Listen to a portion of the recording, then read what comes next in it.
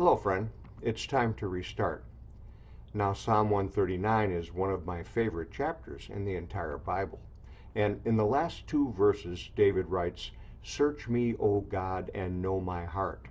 Try me and know my anxious thoughts, and see if there be any hurtful way in me, and lead me in the everlasting way."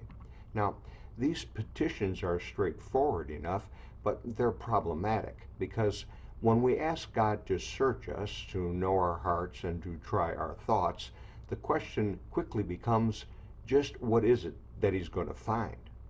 And maybe even not so much that, because He already knows what's happening inside our hearts and heads, doesn't He? David writes, "Even before there's a word on my tongue, behold, O Lord, thou dost know it all." So when we pray for God to search our hearts and our minds, what's really at work is that you and I be made to face what's going on inside ourselves, that the incriminating and larcenous traits we shelter be brought out from their dim places and into the light. As Job writes, He reveals mysteries from the darkness and brings the deep darkness into light. But see, David also prays that the hurtful ways God reveals to us be dealt with by God's own leading into the everlasting way, that God would take our selfish direction of travel and bend it to conform to the way He's going, which of course is the rub.